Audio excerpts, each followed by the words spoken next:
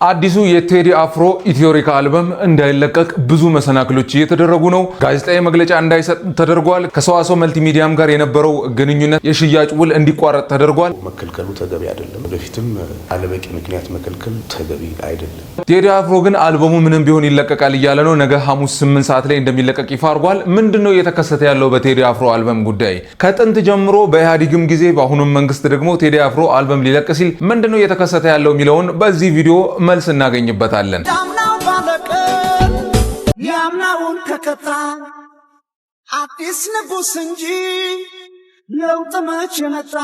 ከዚህም ጋር ደግሞ በተያያዘ ምንም መንግስት ያደረገው ነገርም የለም የሚሉ የመንግስት ኃይሎችም እየመጡ ይገኛሉ። ስለዚህ በዚህ ጉዳይ በደንብ በቴዲ አፍሮ አልበም ጉዳይም በቴዲ ዙሪያ ባሉ ነገሮች በደንብ አወራቸዋለሁ። መልሶችን ታገኛላችሁ ብዬ አስባለሁ። ሰላም ውድ አሞና ቲዩብ ተከታታዮቻችን፣ አስተማሪ ታሪኮችን፣ ጠቃሚ መልእክቶችና በሳምንቱ የተከሰቱ አበይት ጉዳዮችን ማግኘት ከፈለጋችሁ ትክክለኛ ቦታ ነው የመጣችሁት። ስለዚህ አሞና ቲዩብን ሰብስክራይብ አድርጉ። ይህም ቪዲዮም ላይክ እና ሼር በማድረግ ለወዳጅ ዘመዶቻችሁ፣ ለምትወዱ ቴዲን አፍሮ ለሚወዱ ሰዎችም ደግሞ ሼር በማድረግ ተጠቀሙ እላችኋለሁ። ወደ ሐሳባችንና ወደ ጉዳያችን ስንገባ የቴዲ አፍሮ ኢትዮሪካ የተሰኘ አልበም እንደሚለቅ ሰሞኑን በጣም እየተወራ ነበረ። በቃ ሰው ሁሉ ያው ቴዲ አፍሮ እንደሚወደድ ይታወቃል። የቴዲ አፍሮ በጣም አልበሙ ሲጠበቅ ነበርና በጉጉት ሲጠበቅ ነበር። የአልበም ደግሞ እንደሚለቀቅ ከዛሬ 15 ቀን በፊት ይፋ ተደርጎ ነበረ። ያም ይለቀቃል ተብሎ ይታሰብ የነበረው በሰዋሰው መልቲሚዲያ በኩል ነው።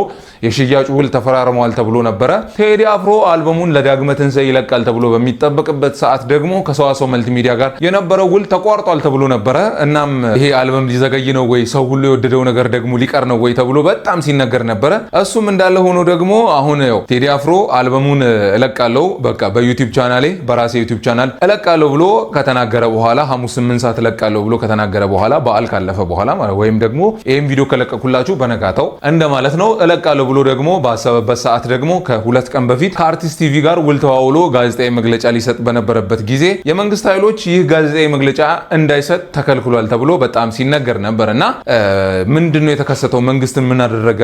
ይሄን ደግሞ ልክ አይደለም መንግስት እንደዚህ ማድረጉ የሚሉ ብዙ ነገሮች እየተከሰቱ ነበረ።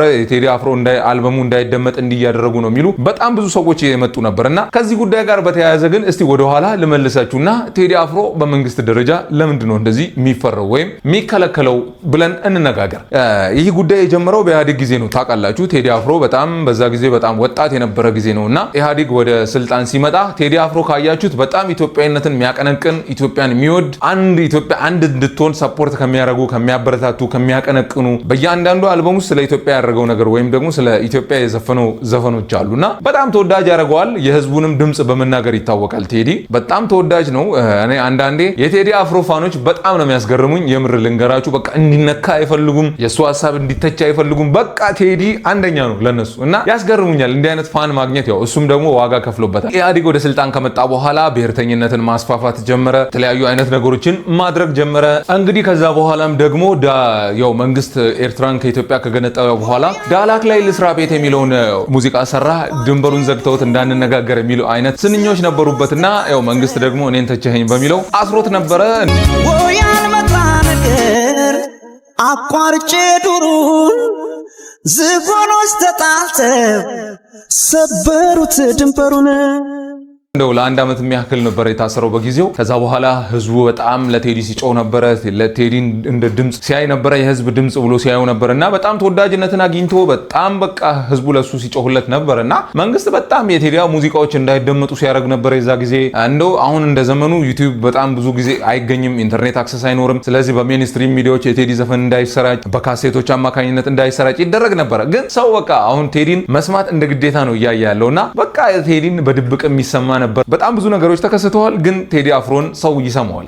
ያ ነገር ነበር ሲከሰት የነበረው። በዛ ሁሉ ውስጥ ግን ቴዲ አልፎ ከኢትዮጵያ አልወጣም፣ ሌላ ሀገር አልሄደም። ኢትዮጵያ ውስጥ ቁጭ ብሎ ነው ይሄን ሁሉ ሲያደርግ የነበረው። ስቲል እስከዛሬ ድረስ ብዙ ነገሮችን አድርጓል። ኢትዮጵያ የሚሉም ደግሞ ሙዚቃዎችን አካቶ ደግሞ አልበም ሰርቶ ነበረ። አሁን ደግሞ ኢትዮሪካ የተሰኘውንም አልበም ሊለቅ ሲል ደግሞ ብዙ መሰናክሎች እየገጠሙት ይገኛሉ። ግን ደግሞ መሰናክሎቹም ያስቆሙት አይደሉም። ህዝቡም ደግሞ እሱን ከመጠበቅ ወደኋላ የሚል አይነት አይደለም። ቴዲ በዜማ አቀራረቡ በግጥም ችሎታው የሚታ የሚታማ አይነት ሰው አይደለም። አሁንም 18 ትራኮች ያሉት አልበም ነው ኢትዮሪካ የተሰኘው አልበም። ከነዚህ ውስጥም ያው ራሱ ነው ግጥሙንም ዜማውንም የሰራው። ያው የዜማ ደራሲዎች ይኖራሉ፣ ሌላም ተጨማሪ ቅንብርም ላይ ራሱ አዲስ ሰው ነው አሁን ያገኘውና አዲስ ልጅ ነው እንዲያቀናብርለት ያደረገው ቴዲ።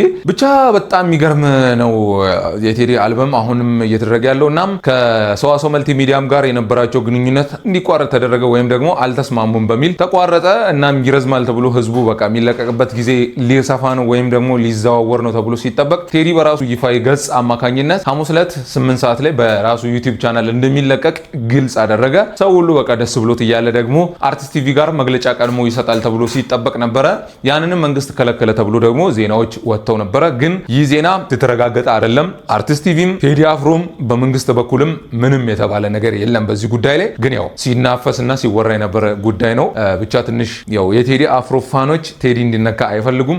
እዚህ ጉዳይ ላይ ግን ያው ሌላ ቀንም እንወያያለን። ቴዲ አፍሮ እንደ ሌላ ሰው መተቸት የለበትም። ሌላ ሰው አሁን መተቸት አለበት ብለን እናምናለን። ቴዲ አፍሮ መተቸት የለበትም ትላላችሁ ወይስ እሱም ስህተት ሊሰራ ይችላል ወይም የሚያደርጋቸው ነገሮች ሊሳሳት ይችላል፣ ስለዚህ መተቸት አለበት ብላችሁ ታምናላችሁ? ከሁለት ሳይድ በቃ ቴዲ መነካት የለበትም ምንም መሆን የለበትም በቃ እሱ የሚናገረው ነገር ትክክል ነው ብላችሁ ታምናላችሁ? ወይስ ደግሞ በዚህ ሳይድ ቴዲ አፍሮ ትንሽ ስህተት ከሰራ መተቸት አለበት ወይም ደግሞ በእሱ ሀሳብ ተቃራኒ ሰዎች ሊመጡ ይገባል የሚሉ ሀሳቦች አሉና እናንተ እስቲ ምን ታስባላችሁ? ሀሳባችሁን ኮመንት ላይ ተወያዩበት፣ ንገሩኝ ለኔም ደግሞ። ስለዚህ የቴዲ አፍሮ አልበም ነገ ሐሙስ 8 ሰዓት በይፋ በራሱ ዩቲዩብ ቻናል ላይ ይለቀቃል። ጠብቁ፣ አድምጡ ትላችኋለሁ። ቴዲ አፍሮ ይለያል። ሙዚቃውን ህዝቡ በጠቅላላ ጓጉቶ እየጠበቀ ነው ያለው። እናንተም ተከታተሉት ብዬ ጋብዛችኋለሁ። ለዛሬ የነበረን ጊዜ ይህን ይመስል ነበረ።